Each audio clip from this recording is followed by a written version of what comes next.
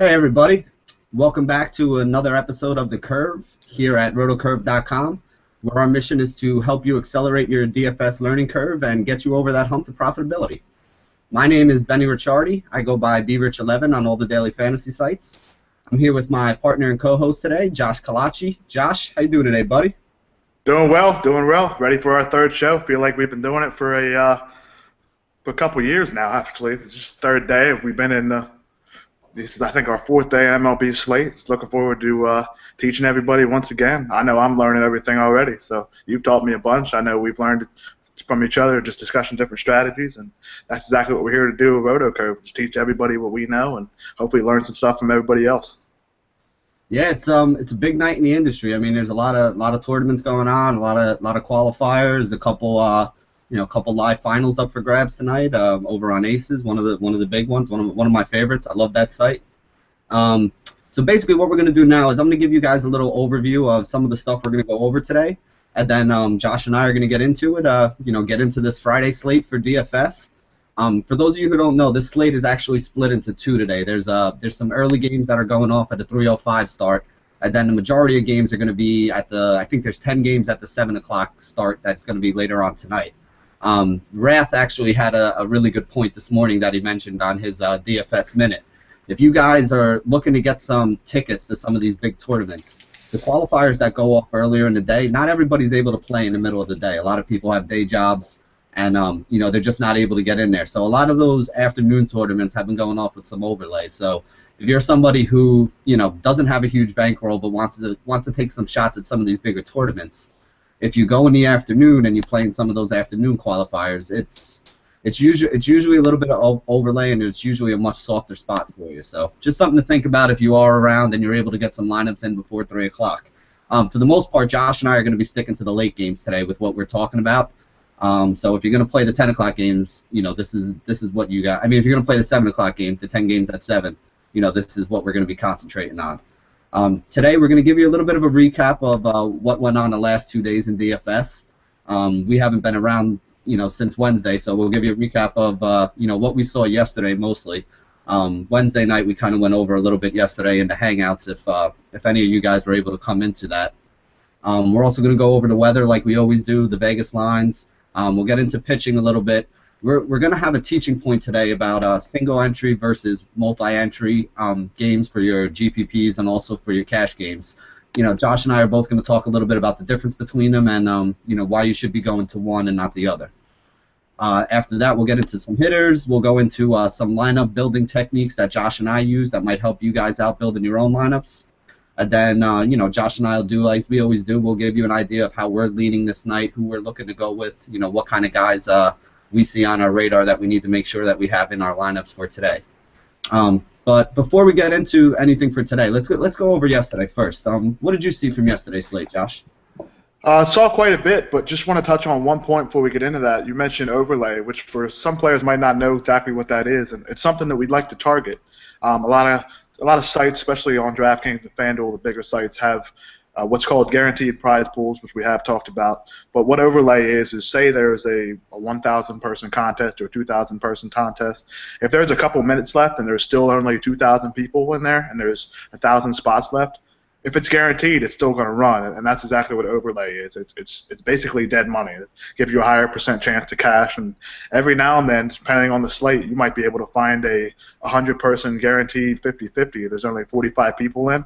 It happens once in a blue moon, but if there's only 50 people in it, they're still paying the top 50, so it ends up being free money. So if you have the time to monitor the lobby over on DraftKings or the lobby on FanDuel, keep an eye out for those larger contests because those overlays is a very nice way to build your bankroll. But getting into what we saw last night is Ian Kennedy got hurt after pitching 2 innings, pitched very well. I think he had 7 points in 2 innings, had 2 strikeouts. But it was a smaller slate last night if you played the late games, so him getting hurt wasn't the worst thing in the world, which is something that Benny and I will discuss. Kennedy's ownership was at 80% in GPPs, and I think over 80% in cash games. I know most of the head-to-heads I played in, other people had him. So what that means is if he's owned in 80% in cash games in these large 50-50s, that doesn't hurt you because so many other people have him already. If he's at 80%, like we just talked about, you only have to beat 30% of those other guys, and you're still cashing, even with Ian Kennedy. So it's one of the things to target when you talk about ownership. We'll discuss why ownership matters, and obviously this is one of the key reasons why you can still win with a high ownership guy. And also, like we mentioned on Wednesday's show, in the contrarian approach, if you didn't go with Kennedy last night, you ended up performing well because 80% of the people did have Kennedy. Also, last night, some lineups that won, there were some Blue Jays stacks with actually the quote-unquote wrong players was at the bottom of that order, turning the points on. You had guys like Devin Travis having a couple hits. I know a lot of people were on Jose Bautista. He didn't do too much last night, but still the bottom of the order race or Blue Jays stack did well. The Tigers or the Tigers stack was a big thing. Benny will talk about that in a little bit. But at first, the Red Sox stack looked like it was going to win a lot of money, but then Dustin McGowan came in for the Phillies. Justin DeFreitas came in for the Phillies. They just locked the Red Sox down for the last 6 or 7 innings, and it still worked out, still won people a lot of money, but it's nothing like what that Tigers stack was doing, right, Benny? Oh, man. You know, this is actually a good teaching point that I wanted to get into. For those of you who were able to come over and join us in the chat room on RotoCurve before the game started yesterday, one of the things that I had said is I wrote up the Detroit Tigers stack and Shane Green as my pitcher in a couple of my articles yesterday, and the weather actually scared me off of them. It was looking like that game might not go. It was looking like it might be a start and stop kind of game where Green might not have gotten the innings that he was supposed to get, and it's something that I wanted to mention today as a teaching point to you guys. When games like that come along where you're not sure about the weather or you're not sure how it's going to work out, it's way too risky to play those guys in cash. In cash games, like I said, I had the Tiger stack with Green on top. That was my play up until about 11:30 in the morning yesterday. And if you want to win in cash games, you got to go the safe route. So something like that is a little too risky for you to keep in your cash games. So if you did like I did and took them out of your cash games, that was probably the right move yesterday. Now, obviously, looking back, you know, hindsight's always 20/20. After the way they performed, you probably wish you had left them in, but like I said, in the overall scheme of things, you want to be safe in your cash game, so it was probably the right move to take them out. But in a GPP, it also creates an interesting opportunity for you because, like I said, earlier in the day, there were a lot of people who were on that particular stack and a lot of people who were on Shane Green. I mean, if you read any stuff from around the industry, basically everybody was mentioning him as one of the top plays yesterday. But when the weather situation came around, everybody was also saying, "Oh, we got to get off that game." Now, the game did wind up going, and they played it through. Green had a good game. Guys like J.D. Martinez hit a home run. You know, the stat created some good value for you if you kept it.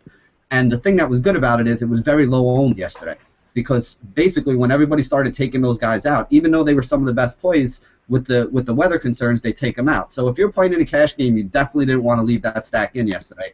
But for a GPP, there is some merit to leaving that stack in and rolling with it, because those are guys who probably should have been, the hitters probably should have been around 20% owned. Green probably should have been a 40 or 50% owned pitcher.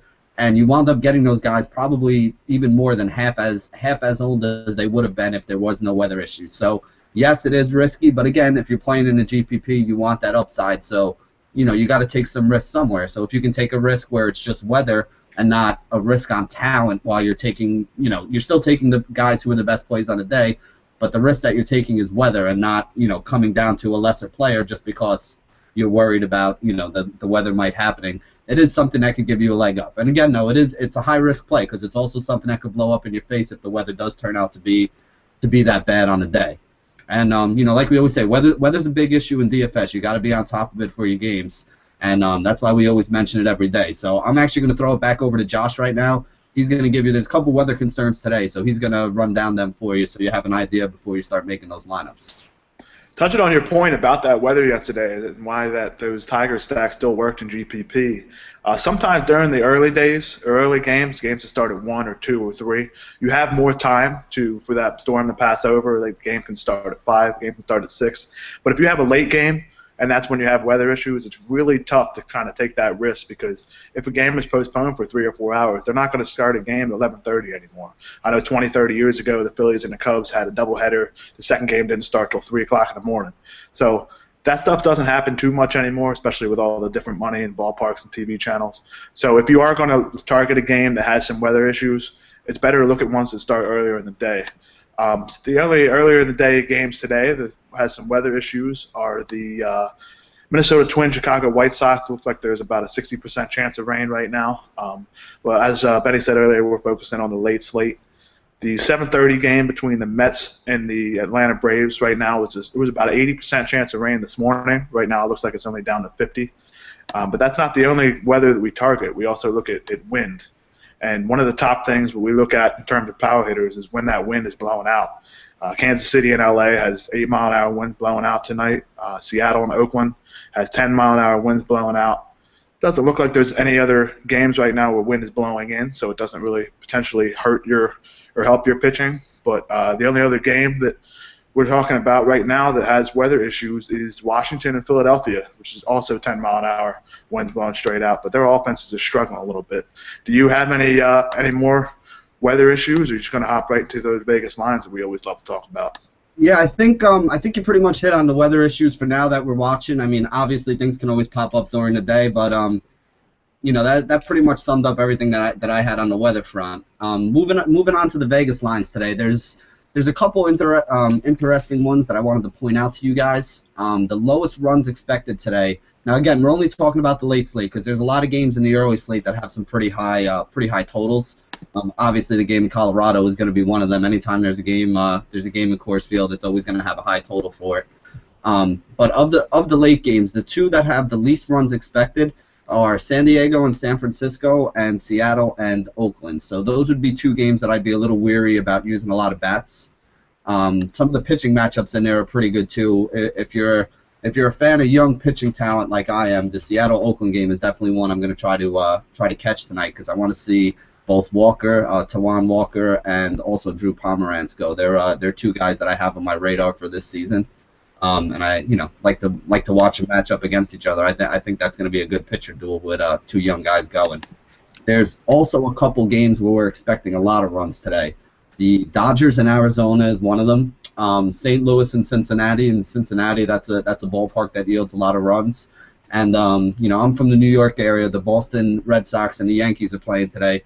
And those games always turn into shootouts. Usually you're gonna have one team score, the other team score. They go back and forth, 4 or 5 lead changes in the game. Next thing you know, the total's 12, 13 runs. So those are some of the games that we're gonna be targeting on the high run side and also on the low run side. Going to the pitching from Vegas, on the biggest favorite on the mound today is actually Dan Haren in the Miami versus Atlanta game. He's a -152 favorite in a game that's only expected to see 7.5 runs. So Haren is a guy, a couple years ago he was a really good pitcher when he was in Oakland. Went over to Arizona. Strikeouts were down a little bit. So for DFS purposes, he's not a guy that I'm usually on. But like I said, he is the biggest favorite on the day, and he's in a game that doesn't have a very high total. So he's a little bit interesting. The second biggest favorite on the day, though, is the first guy we're going to get into and talk about for our pitching today. I'm on him a little bit, and I know Josh is a big fan of him today, so I'll let him talk about him. But Gio Gonzalez is the second biggest favorite on the day at -150 in a game with 7.5 total. So Josh, why don't you tell us a little bit about Gio and why you like him today? It's interesting that you mentioned that Haren is now the favorite on the day because that must mean a lot of smart money came in over the last 24 hours because yesterday Gio was that top favorite along with another game in St. Louis. But what I do like about Gio Gonzalez today is he faces the Phillies, and if you guys have watched any Phillies games so far this year, you know that their offense it's lacking pretty much. That's the best term I can use. They haven't faced a left-handed starter yet, and as a guy that's been watching the Phillies for 10 years, anytime they see a lefty, especially with this team, they struggle a lot. Ryan Howard strikes out a lot, of course. He's striking out against righties already this year, so can't imagine what Gio can do today. But like Benny said, Phillies have the Nationals have one of the most favorable matchups in tonight's slate, and Gio is actually the best pitcher in the slate. When you look at the numbers, especially in terms of talent, he would be a top 2 pitcher on most MLB teams. But with Nationals rotation, he's towards the bottom, which can give us a little bit of a benefit in slates like these that are in the 3rd and 4th day of the rotation. I hate to say it, but because I don't really believe in no-brainers, quote unquote, but I think that's Gio tonight. The only thing the Phillies offense does better than average so far this year is limit strikeouts, which is something we just talked about, and that's just because they faced guys that aren't really big strikeout artists since Clay Buchholz on opening day. Gio Gonzalez can definitely strike a lot of hitters out. You talk about the way that Howard struggles against lefties. They definitely haven't faced that left-handed starter, so you might be able to see the double-digit strikeouts for Nationals pitching today, which would bring the Phillies below average in every offensive category that I look at. I know there's a pitcher that both me and Benny are both on, Mike Fiers from the Pirates, or against the Pirates today. Benny, do you have anything on him? Yeah, I mean, I love Fiers. He's one of my favorite young pitchers in the league. Like I said, I'm a big fan of the the young pitchers, and the thing I like about Fiers is he's a big strikeout guy. He has a pretty good matchup today against Pittsburgh, because basically Pittsburgh has a righty dominant lineup, and he throws, he's a right-hander as well. He's going to be able to get a couple of those guys out, especially at the top of the order. A lot of those guys are righty. I'm more on Gio, to be honest with you, than I am on Fiers, because Fiers could be up and down. I mean, I don't know. I mean, I know you liked him as well. What really kind of attracted you to him? I mean, like I said, the big thing for me is he's not too expensive. He's able to strike out a lot of batters, and he's a righty going up against a right-handed dominant lineup. So I think he has a good chance today, but I still think I like Gio a little more.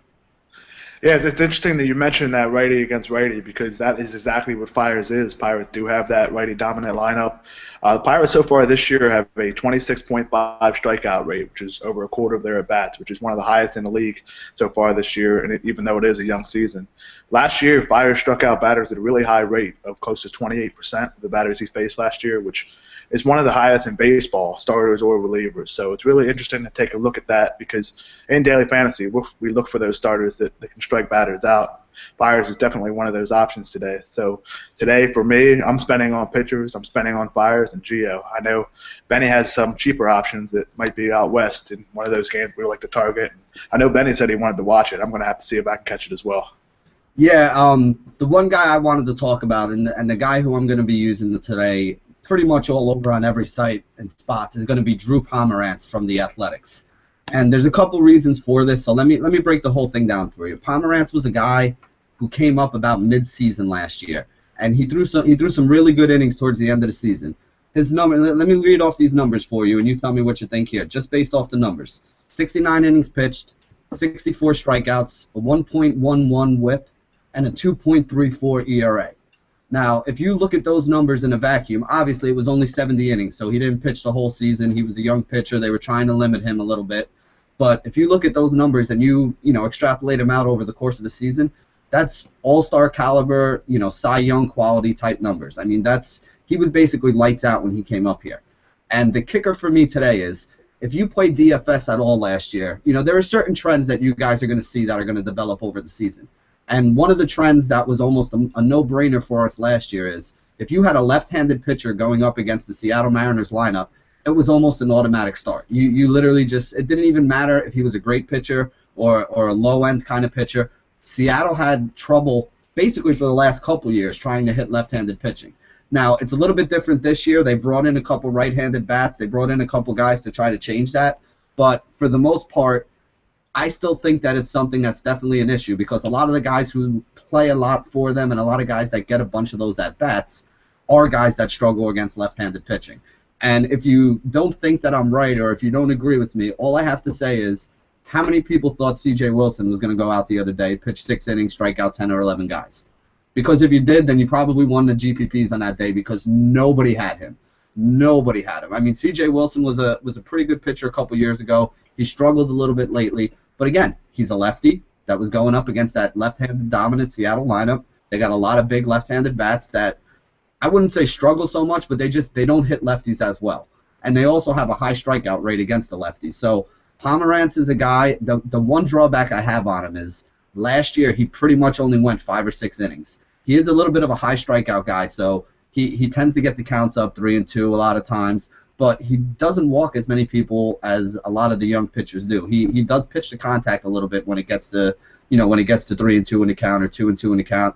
But he does have some strikeout pitches. He is able to strike some guys out. Like I said, Seattle's tough. Seattle is not very good against left-handed pitching, even though they did bring in some big bats who can hit lefties. So far this season, they haven't hit lefties very well. So Pomeranz has a lot in his favor.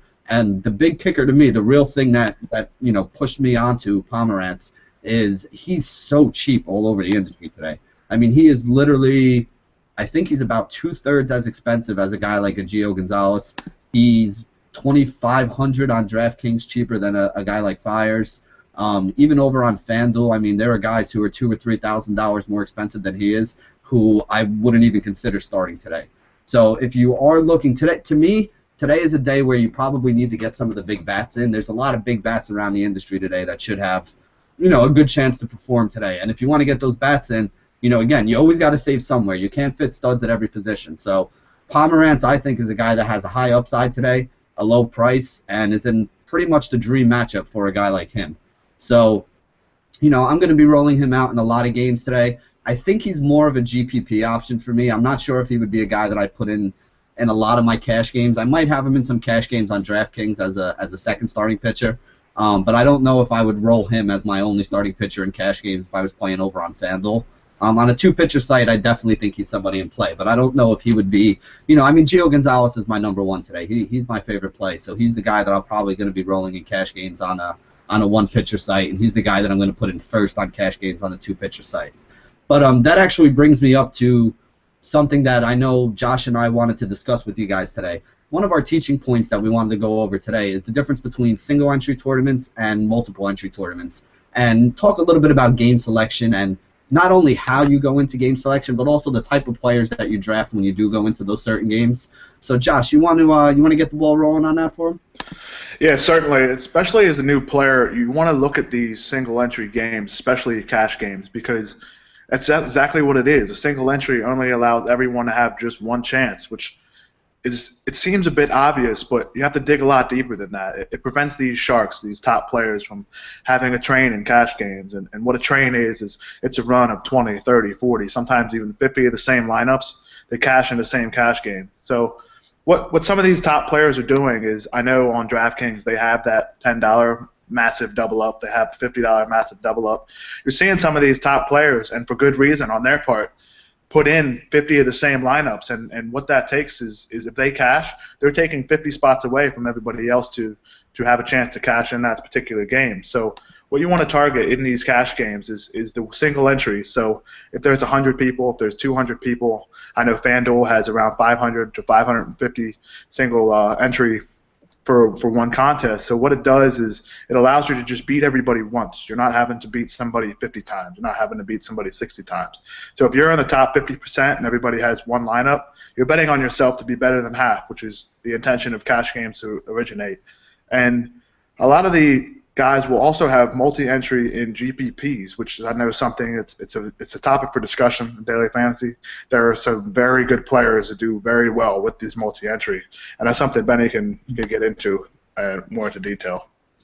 Yeah, I actually do play a lot of tournaments as well. Like I said, cash game is where I focus the most, but I do play tournaments as well, and there are certain ways that you can use multi-entry for both PPPs and for cash games to give you an advantage. And like I said, this is one of the reasons why we say for the new players that you should be staying towards a single entry, because some of these advanced theories are things that take a while to master, and you can lose a lot of money throwing a lot of entries into some of these tournaments if you don't really understand what you're doing. We'll take cash games first, because cash games it's a little bit easier to explain why you would use multi-entry. Well, like Josh was saying, with these multi-entry tournaments, some of these big players will throw, will throw their lineup in these tournaments 5, 10, 20 times. And the idea is that they feel that their lineup is going to be good enough to be in that top half. So if you throw that entry in there 5, 10, 20 times, you're going to cash on all those entries. So maybe you wanted to spend $50 on a day going into a multi-entry 50-50. Well, they would take 5 entries and throw it in a $10 one, or 10 entries and throw it in a $5 one. This way, when they cash, instead of turning $5 into $9, they're turning their $50 into $95. And this is why we say to stay away from these, because instead of having to beat one entry put in by some of the big names that you see winning all these tournaments, you're going to have to beat 50 or 60 entries from them. And it's not just one of those guys that's doing it. You might have 10 or 20 or 30 different big players throwing in 20 or 30 lineups into one of these things, and that pretty much takes up the whole 50% of the multi-entry pool that's going to be paid out when they cash. So, instead of going up against one entry from a CSU Ram or a Drew Dinkmeyer, you're going to be going up against 20 or 30 of those entries. So you're going to have to beat, they're going to put that same lineup in 20 or 30 times, and they might have, you know, the first spot through the 20th spot, whereas only 50 people are paying out. Well, if they both have 20 entries and they're taking up the top 40 spots, that means there's only 10 spots left over to get paid out for the other 60 people that are in the tournament. So it's not really the best odds for you.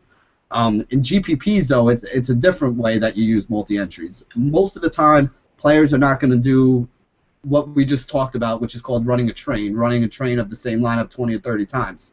In GPPs, you use multi-entries to kind of cover your bases.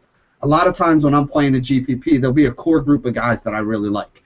Maybe it's 2 or 3, you know, 2 pitchers that I really like, or a group of 4 or 5 bats that I really like.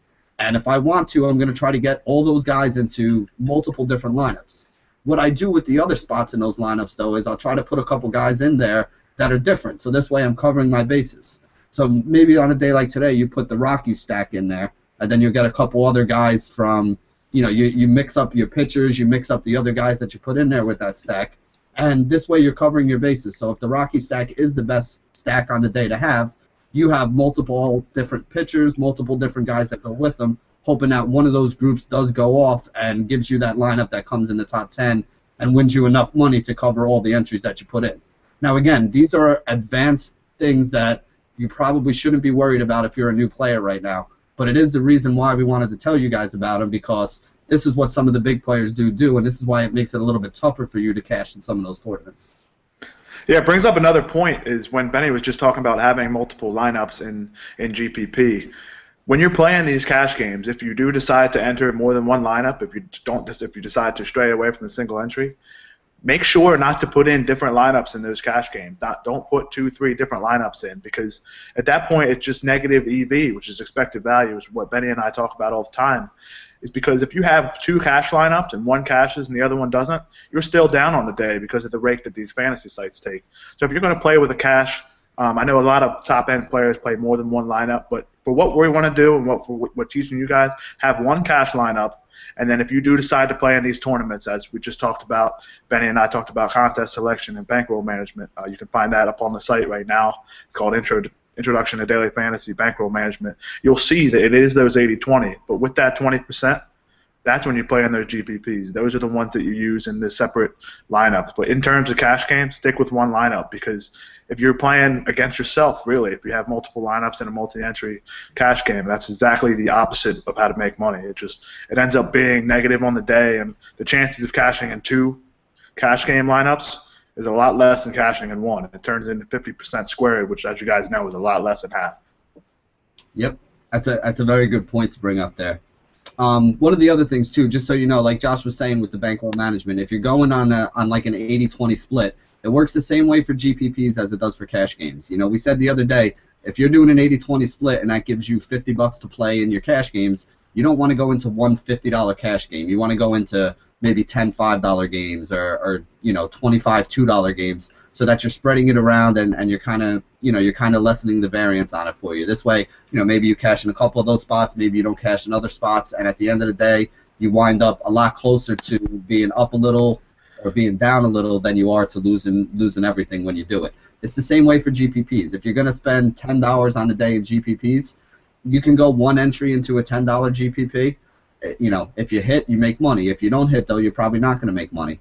Or you can take that same $10 and play, you know, 3 entries in the $3 moonshot on DraftKings, or play 5 entries in one of the $2 tournaments on FanDuel. And then this way, you know, you can mix and match a little bit with some of those guys. You keep the core group or 5 or 6 guys that you feel the strongest about, and you mix and match the other 2 or 3 guys that are in there, and hope that one of those combinations that you put together has the kind of upside that you need to really take down a GPP. So that's just a little teaching point that we wanted to throw in the middle of the show for you guys. So I hope you enjoyed it. We're going to move on now. We're going to talk about our hitters on the day. We're going to talk about some guys that are in good spots. After that, we're going to give you some ideas about how we build our lineups, how we start, the process that we use. This way you guys have a little bit more of an idea of how to put together lineups that can win you guys some money. And then, as always, Josh and I are going to end up by giving you our thoughts on the day and which way we're going to be going from there. So I know Josh and I are both on the same catcher today, the same guy, and you know, he's basically the one guy that we're both rolling out in a lot of lineups. So I'll throw it over and let him talk about it. Josh, tell everybody who your catcher of the day is. Both of our catchers of the day, and I feel like he's going to be owned everywhere today, especially in this late slate with 10 games, is Jonathan Lucroy from the Milwaukee Brewers. He's one of the only catchers that hits in the top 5 in the order, and Michael Rathburn earlier on his show talked about that. They talked about it a few days ago. We talked about it a few days ago, and we talked about how to build cash game lineups. Is you want to find guys that are hitting in the top 5 of the order for obvious reasons. They get more at bats, more opportunities, and that's exactly why I like Lucroy today. Facing a left-handed batter or left-handed pitcher, Jeff Locke. They have power righties behind him in the order, which we'll get to later. So Lucroy has a guy in front of him like Carlos Gomez who can get on base, who can steal bases. He has some guys behind him that can bring in runs like a Ramos Ramirez, like a Chris Davis. So there's different players that can get Lucroy in, so you're not completely relying on him. So if he gets on base once or twice, he could easily reach that value of about 8 to 10 fantasy points. Yep, and like I said, he's the guy that I'm going to be rolling out there too. Basically a good right-handed hitter against a left-handed pitcher today. He hits in front. He hits behind Carlos Gomez, which means he'll get some RBI opportunities with Gomez getting on, and he hits in front of Ryan Braun, who's going to be a guy who's always driving in a lot of runs. So he has a chance to drive in some runs. He also has a chance to be driven in. So he's definitely one of the best. And to get back to the point about lineup placement, the other guy who I was on a little bit for today is Sal Perez. And the problem and the reason why I wound up going way more towards Lucroy than Sal Perez is Sal Perez is hitting 6th or 7th in that order. Lucroy is hitting 2nd in a spot where he's got good hitters in front of him, good hitters behind him. So you really can't pitch around a guy like Lucroy if you wanted to. You would basically have to, are you going to walk Lucroy to pitch to Ryan Braun? That doesn't make any sense to anybody. So that's a big deal. That's why that lineup placement that we talked about the other day was so important. The prices between Sal Perez and Lucroy, there's really not much difference between the price. It's a couple $100 depending on what site you're playing on. But the difference between a guy hitting in the 2-hole and a guy hitting in the 7-hole is basically huge. That could be the difference between at least one at-bat a game. It's going to be the difference between, Lucroy's going to see some fastballs hitting in front of Ryan Braun. Hitting in the 7th spot in the Kansas City order, I don't even know who Sal Perez has behind him at this point. It pretty much changes every day depending on who they're putting in. So, that's a situation that you guys might want to be aware of. You want to make sure you have those guys that are hitting up in the top of the order. They got better lineup protection. They're going to see more at-bats, especially if the price is similar. It's just a better thing to worry about for fantasy. There's less risk into using a guy who's hitting 2nd than there is to using a guy who's hitting 7th, especially if the prices are the same. It just doesn't make any sense for you to go that way. So that's basically our ideas on catchers today. Obviously it's a position that we feel you might have to spend up on. Now I know Josh and I actually are on the same first baseman today. There's one guy who I'm going to mention, but I'm also going to give a disclaimer for it. Adrian Gonzalez is in a good spot again today. The only problem is after the 3-home-run game and the home run he had the other day, he's been absolutely red hot. And the biggest problem with him today is I think he's up to like almost 5,300 on FanDuel, that's a lot of money to spend. You basically need him to do something like hit 2 more home runs to kind of pay off a price like that. So while I do love him, and depending on what site you play on, if you can find him cheap, he's definitely still a good option today. I just think on a value scale, you're paying up too much for him, and it's going to hurt your lineup in other spots. So there are some other options today. And like I said, the guy who Josh and I are both on the same guy, so I'll let him talk about him. Josh, who are we using at first base today? I actually have 2 options. One is a guy that I feel like a lot of people will be on, especially both of us. It's Matt Adams for the Cardinals against Jason Marquis. It's a smaller park, hitter-friendly park, and Marquis isn't going to strike many people out. He has in his entire career. Matt Adams has that power upside. He has a great lineup in front of him, great lineup behind him, and kind of like Lucroy, where he can rely on others to help him score fantasy points. I do like Adams because of his potential upside, because of the fact he can hit the ball in the gaps, he can hit the ball over the fence for a home run. He could see 10 fantasy points in many different ways, which is something we like to target a lot in cash games. And my other first baseman is a right-handed first baseman that's probably one of the better hitters we've seen in our lifetime, in Albert Pujols. He's facing a lefty in Jason Vargas for Seattle. Most will be on Adams and most will be on Gonzalez, as Benny just talked about. But one of the best things about Pujols is throughout his career, he's always hit lefties hard. You've seen him hit the ball 400 feet. You've seen him hit the ball off the wall about 10 feet off on top of the just all the walls all over the place and all the different parks. And you're getting a double. You're getting a triple. You're getting RBI. one of the best things we look about when we're talking about power hitters is the wind blowing out. The wind's blowing out for Pujols. So if you're looking at a guy that's a little bit lesser owned than Gonzalez, lesser owned than Matt Adams, Pujols is in that same tier in terms of price. So if you're looking at him with a good matchup, there's a good guys in front of him. Trout's always going to be on base. That's somebody you might want to target at first base. Is there anybody else that you have, or are we pretty much on the same guys? Yeah, that's like I said, the other guy that I really liked, and I mean I know Rath mentioned him this morning in his DFS minute, was Matt Adams. I mean it's too good a matchup not to use him. It's a good hitter's park for left-handed hitters. He's got the right splits matchup going. He's got a really good lineup in front of him. He's got guys that get on base a lot in front of him, so he's going to have a chance to drive in some runs. I mean like I said, Adams is probably going to be the chalk today. I have a feeling that he's going to be really highly owned. So if you want to differentiate yourself, Pujols is a good way to do that. Paying up for a guy like Adrian Gonzalez is a good way to do that. But in your cash games, for me, I feel like Adams is the safest guy who I can feel comfortable that's going to get me a solid amount of points on the day and not really hurt me at a square price. So I'd have to agree with you on the Adams pick. Like I said, the Pujols pick, the Adrian Gonzalez pick might be some good things to swerve in the GPP for you guys, but like I said, Josh and I and Rath are all on the same one at first base today. I mean, Matt Adams is going to be pretty popular, but there's probably a reason for that. Is everything looks like it's going good in his favor. I know there's also some other guys in that game that we like. I know at second base you like a guy from the Cardinals as well, right, Josh? Yeah, I like Cotton Wong. I know you do like him as well. But you have to keep an eye on his lineup spot, because if he's not in that top 5, you might want to pivot, which means you move into another player at a similar price or cheaper.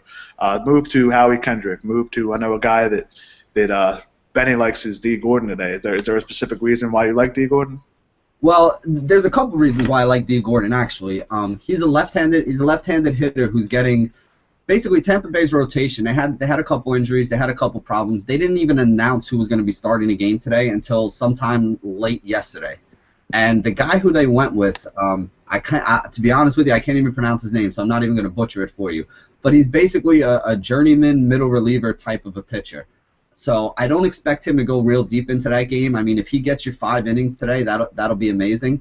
And he's a right-handed pitcher who struggles a little bit against left-handed batters. So you put a guy like a D. Gordon on top of that lineup, you put a guy like a Christian Yelich on top of that lineup, I think those guys have a real good chance to get on base. Now, the other thing with D. Gordon, as we all know, is he's a speed threat. He's a guy who can steal a couple bases for you. And this is something that I don't think people really realize. Everybody loves the home run. Chicks dig the long ball, all that stuff. Home runs are great for DFS. It is the best way to score the most points in a single at-bat. But it's not the only way to get a high score. The other night there was a guy like Billy Hamilton who stole 3 or 4 bases. If you get a guy who steals a couple bases, that's huge for you. And a lot of times what happens is with these leadoff type hitters, you get a single. So if you're playing on DraftKings and a guy hits a single or gets a walk, that's 2 or 3 points. If he goes on and steals second base, that's another 5 points that gets added to his score. So now you got 7 or 8 points out of that guy for this at bat. And then with people like Yelich and Stanton hitting behind them, one of those guys gets a hit and drives him in, you get a couple points for the run too. So now basically in one at-bat, you just got 10 points out of a leadoff hitter who may have not hit the ball out of the infield, beat it out for a single on first, stole second, and then scored on a lazy fly ball that landed in the outfield. So guys like that are able to rack up the points just as quickly as some of these home run hitters are. And again, in a situation where he's got a good chance to steal a base, he's got a good chance to get multiple hits, he's a guy that can build up your score. For cash games, I think he's great today. He's one of my favorite options. I'm using him all over at second base. And even for GPPs with the stolen bases and a chance for multiple hits, he has a lot of upside, so he can help you out on it. He's definitely the guy that I think I'm going to be rolling out into most of my games today. He's probably one of my favorite plays on the day at any position, to be perfectly honest with you. So if you can find D. Gordon cheap around the industry today at a tough second base position to fill, I think he's a guy that you got to consider for your games. I know you also had a guy at third base that I was looking at a little bit that I thought might have a good chance today. You want to talk to the people a little bit about your third base pick and Aramis Ramirez? Yeah, I really like Ramirez today for a few reasons. It's basically the opposite of what Benny was just talking about with D. Gordon. Aramis Ramirez can hit that home run. He can get you those 14 fantasy points. With guys in front of him, he can get you 16, 17, 18 points if he hits the home run. Now, it's hard to bank on a home run because these guys are getting 600 at bats a year, and if they hit 30, they're in the top 10% of all hitters. But I do like Ramirez today because in his career he has 102 home runs and 1,700 at bats against lefties, and that's a good ratio for those of you that aren't familiar with home runs per at bat. That's at about 17 home run per at bat ratio, which is very high for any hitter, let alone a third baseman today, who's not really as expensive as you would imagine with the splits he has. He also hits 13 points higher against lefties. He's facing left-handed pitcher Jeff Locke today. And that rate I just talked about, he hits a home run 3 times the rate as he does against lefties as he does against righties. So if he's going to hit a home run, it's going to come off a lefty. He has 3% higher or 30% higher chance to do so, and that's something we like to target. It's all about the numbers, and if he hits that home run, you're moving really close to cash. As we all seen, you have a hitter in your lineup past few days that's hit a home run with the 2 good pitchers. It's hard for you not to cash, especially if you can get a guy that like Dee Gordon, if you can get a guy like Matt Carpenter, which is another guy we both like at third base. I know Benny talked about him the other day, one of his top plays in cash. Is there any other specific reasons why you like him today? Yeah, I mean, like I said, I use Carpenter whenever Carpenter's in the right spots for me. I always roll him out there because he is one of my favorite cash game plays because he's so consistent with what he does. He hits the top of that order for St. Louis. He gets Jason Marquis today, who's not really a great pitcher. He has a really high whip. He has a really high whip against left-handed batters. Left-handed batters is what Marquis struggles with. And you put him in a good ballpark today. You put him in the Cincinnati ballpark that's really good for left-handed hitters, and there's a good chance that he's going to outperform. Now, like I said the other day with Carpenter, he's one of my favorite cash game plays. He hits the top of the order, so he always gets that extra at-bat or two. He's a guy with a high on-base percentage, especially in a good splits matchup like he has today. He's got a little bit of pop. I mean, he hits it out. Every once in a while, he'll hit a home run out, but it's not something that I count on with him. It's something that if you get with him, it's just gravy, you know?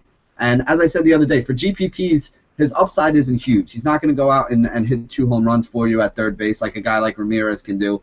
But if you're looking for a cash game play, somebody who's going to be solid, probably going to get on base multiple times today, you know, likely could steal a base, definitely has a good chance to score some runs. You know, Carpenter is definitely that guy. He's not the sexy pick. He's not the guy who's going to score 40 points and win you a GPP. But I will take a guy who's going to consistently get me 10, 12 points for my cash games any day of the week because he's a guy that's just going to push you that much closer to cashing. And the other thing I like about him, for some reason, he's always priced a little bit below some of those guys that have the high upside. So you're going to actually be able to save a couple bucks depending what site you're playing on by plugging him in today. So I know you guys are probably thinking we're picking on a lot of, we're picking on Marquis a lot and we're picking a lot of Cardinals bats, but the Cardinals bats are in a good spot today. That's something that we got to look at. In that same game, though, I know there's a shortstop that you were on today. You want to tell the people a little bit about Hamilton? Yeah, I heard Billy Hamilton is just like Dee Gordon. If you guys watch him play, they're the same kind of player. Slap the ball around a little bit, steal 2 or 3 bases if they get the opportunity to. And that's exactly why I like Hamilton. He's hitting at the top of that order. He's going to get 4 at-bats at least, facing John Lackey, who has a strikeout rate of under 20%. So he's not at risk to strike a lot of people out, which means he's going to see a lot more at-bats. Hamilton can see 4, maybe even 5 at-bats. And given his batting average close to 300, that's a I don't want to say a lock, but it's a likelihood he's going to get on a base at least once. If you watch baseball pitchers and you watch righties, they're a lot slower to the plate than lefties. And if you look at what Billy Hamilton's time is to second, it's very rare for him to get thrown out, especially if it's if he gets a good jump. Sorry about that. The fact remains that if he gets the first stolen base, he's going to try to steal third. That's what Hamilton does. So he has the safeness of stolen bases because he steals all the time, and he has the upside of stolen bases, which makes him a good option for me in cash games and in tournament play. Yep, and he's I'm gonna go a similar route at shortstop. With shortstops, like we said the other day, there's a couple guys that can mash in the middle of the order. Tulo's one of those guys, and he's playing in the afternoon game. But in the night game, I really like Alcides Escobar from Kansas City. He's hitting on top of that order. He's got multiple hits in more than one game already to start the season. He's a guy who can steal a couple of bases for you every now and then, and the way that Royals team is playing, I mean, that's a very underrated offense. So he's got guys behind him that can drive him in today. So if you're looking for a shortstop, I love Hamilton too. I'm not disagreeing with Josh, but my problem with Hamilton is basically that he's a little more expensive than Escobar is, and there are other positions that I'm spending up a little bit more at today. So he's tough to fit in for me with the way that my roster construction was going. But again, I don't disagree with anything that Josh said about Hamilton. I mean, if you can afford to fit Hamilton into your lineup, especially on a site like DraftKings where you're still shortstop eligible, he's got a very good chance to steal a couple bases, get on a couple times, score a couple runs, and be one of the highest scorers at the position for the late slate tonight. So I think either one of those guys are in play. We got a high end option and a low end option for you to consider, and those are two of the guys that I think you should be on. But let's go over to outfield today. There's a lot of options in the outfield today. Where are you going with them, Josh? My outfielder is a little bit of a contrarian play, which we talk about, is going away from the chalk, is what Benny mentioned earlier. The chalk is what a lot of people are going to be on, and a lot of people will be on Tulo in these early games for obvious reasons. But I'm going a little bit away from the grain a little bit. Jay Bruce against John Lackey. Bruce is priced a little bit lower than some of the other top outfielders. I'm looking at DraftKings right now. He's priced below Kemp, priced below Mookie Betts, priced below even Michael Morse. So you're getting him a little bit cheaper than what his value could potentially return against John Lackey, who can give up the home run ball. He can give up the doubles in the gap. He can give up walks. He can give up anything except for strikeouts, which is something that Bruce struggles against. Bruce also hits 40 points higher against right-handed hitters than left or right-handed pitchers than lefties, which gives him about a 265 batting average in his career. So if he sees 3 or 4 at-bats, the likelihood of him get one hit, potentially an extra base hit, could bring him up to value. And it'll be a lot of points that not a lot of other people have. Yeah, that's a good point on the day. There are some guys that are able to do that for you. One of the guys who I'm a little bit on today, which I know Josh is probably going to say I'm crazy for, is Michael Cuddyer. Cuddyer plays for the Mets, had multiple hits already in the first couple games. He doesn't have today's another tough pitching matchup for him. I mean, Gio Gonzalez is not a bad pitcher by any stretch of the imagination, but Cuddier's a big right-handed bat. Gio's a left-hander. He gives up a little bit more hits to right-handed batters. And I mean, basically, Cuddier's the only guy in that lineup that's really hitting right now. So I'm not expecting a huge game out of him, but he's very cheap around the industry, and he's somebody who a lot of other people won't use. More of a GPP play for me, not somebody that I think I would roll in cash games. I do have a couple cash game plays that I like today. One of them I mentioned earlier when I was talking about D. Gordon. That's Christian Yelich. He's another one of those young left-handed batters. He gets on base a lot. He hits in front of Stanton. He's going to be hitting behind D. Gordon.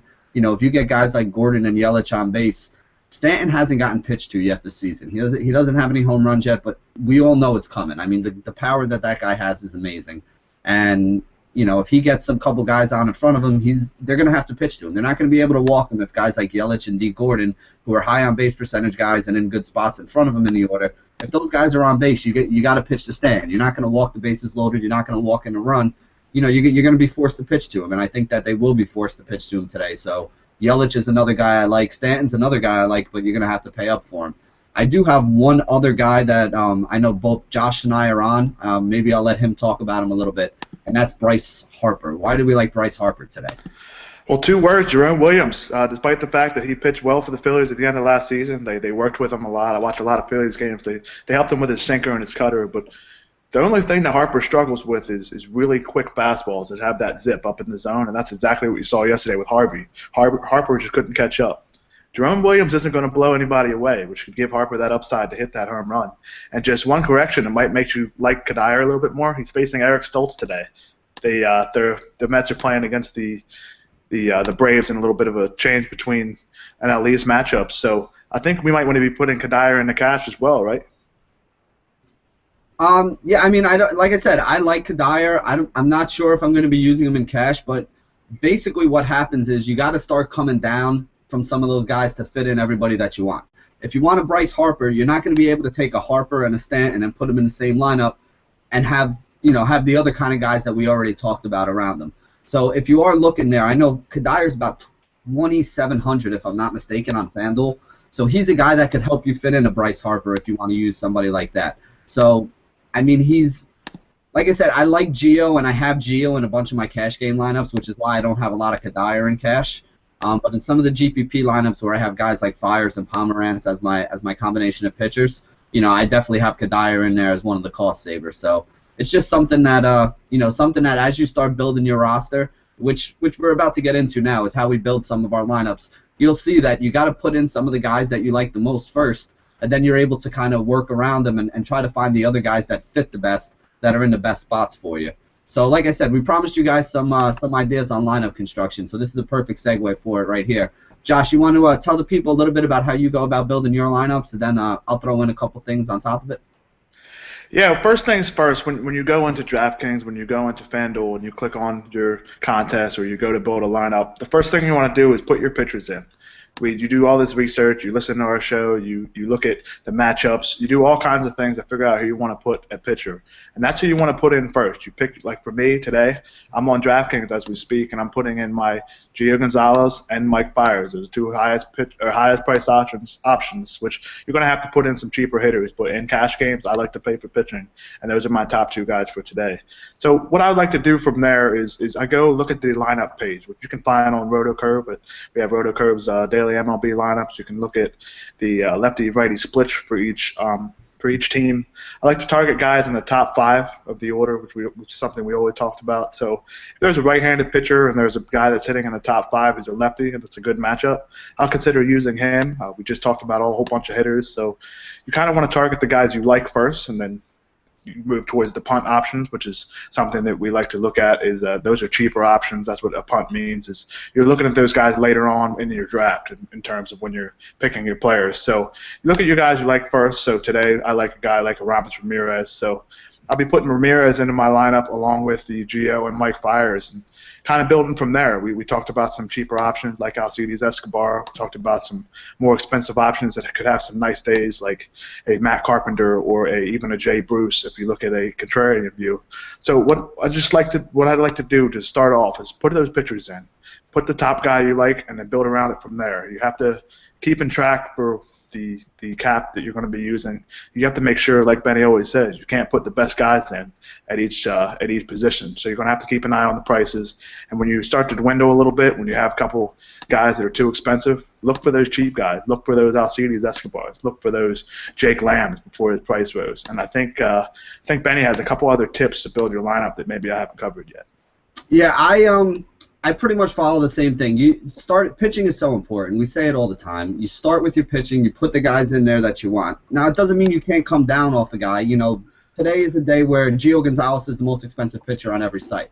When you're building your lineup, if you get to a point where you got one spot left to fill, you love everything else, maybe you're playing on FanDuel, maybe you have $2,400 left over, and there's just nobody in that price range that you like. Well, if you like Gio Gonzalez and Mikey Fiers today, Fiers, I think, is about $800 or $900 cheaper than Gonzalez is. With that $800 or $900, that could move you up from $2,200 or $2,300 left to spend on that one spot that you're having trouble filling to $31 or $32. So one thing that I always do when I'm building lineups, like I said, I follow the same kind of pattern that Josh discussed. But when I get myself into a situation where I'm stuck and I can't figure out who I want to use, I do something that I call the pairs game. So basically, right now, what I would be doing is figuring out who's the $2,300 guy that I could fit into this lineup right now.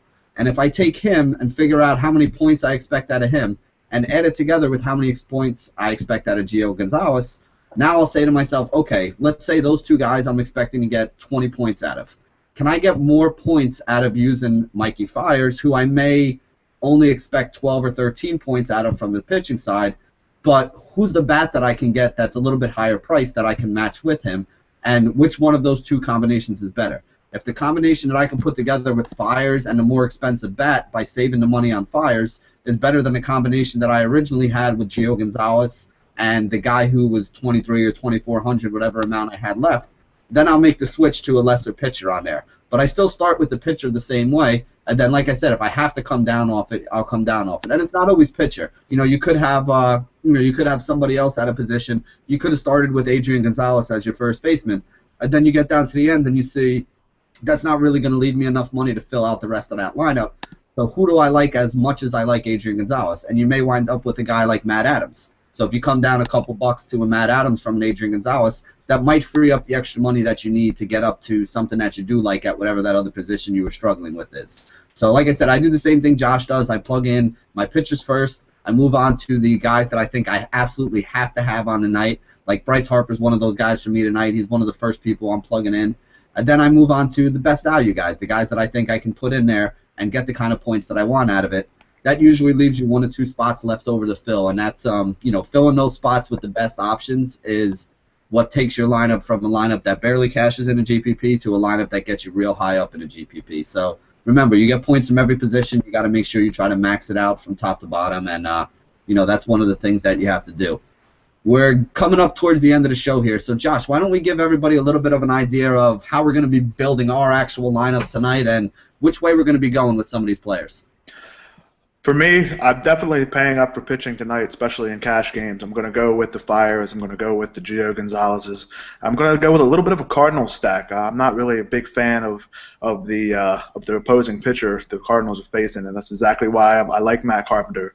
I like guys like Colton Wong if his lineup spot is high enough. I like guys like even Yadier Molina if you want to go with a different option at catcher. But for me, the main guy, and probably why I might not have as much Adams as some others, I'm going with Aramis Ramirez. I really think that tonight's the night he's going to hit a ball to the gap. He might hit the ball over the fence. We talked about that rate that he has earlier.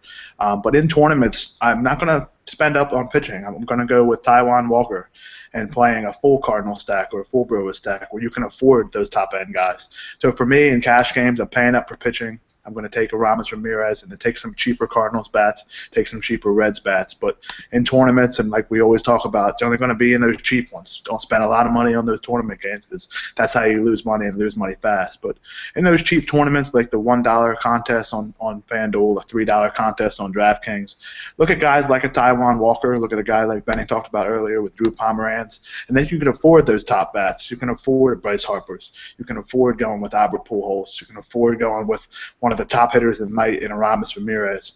And what you can do is if you have those two separate lineups, sometimes if you get lucky enough, your GPP lineup can end up paying for the entire night. But you don't have to rely on that. That's why we love cash games, and that's exactly why targeting those good pitchers and targeting those safe amount of points can bring you close to the money and make you some money whenever you cash, and that's what we hope to do in lineups for tonight. That's exactly why I'm paying for pitching. Benny, what are you doing tonight? Yeah, and I'm pretty much taking a similar approach, and it's an approach that I think all you guys should take every night. When you're playing in your cash games, you want safety. So a guy like Gio Gonzalez is a great play in a cash game tonight. He's definitely somebody I'm going to be having in a lot of my cash games tonight. If you're playing on a two-pitcher site, you're going to need to, get somebody that you can link with them. In GPPs, I'm going to be rolling a lot of Pomeranz out. I have him all over the place right now in some of these GPPs.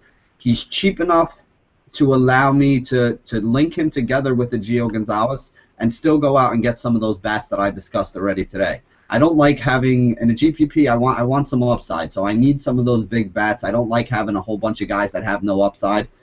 So, like a guy like an Aramis Ramirez is going to be a great play for a GPP. Whereas in my cash games, I'm going to be going a little bit more with a guy like Matt Carpenter, saving a couple bucks and trying to make sure that I don't have to take any flyers, any guys who are not in good lineup spots or not in good split spots or don't have a high likelihood of success today. So guys like Bryce Harper have made a lot of my lineups. I think he's in for a big day today.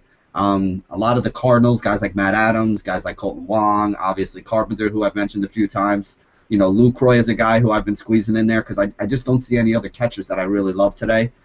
Like I said, Sal Perez might be that one other guy, but if he's still hitting 6th or 7th in that order, I'm not gonna be rolling him out very many places, especially not in cash games. He's definitely not gonna be somebody I go with there. But I've been doing the same thing. I've been building around Gio Gonzalez. I've been building around Bryce Harper because I'm trying to target against some of these bad pitchers. Jerome Williams is a guy I'm targeting against. Jason Marquis is a guy I'm targeting against. Those are pitchers that I think could get lit up, could give up a lot of runs, could have bad days. And if you get a couple of the batters that are, in one of those 7 or 8 or 9 run games against those guys, you're going to be in a good spot at the end of the night. But remember, you don't want to take too many guys in your cash game lineup, so pick out who you like best. Carpenter and Adams are probably going to be those 2 left-handed bats I use from the Cardinals.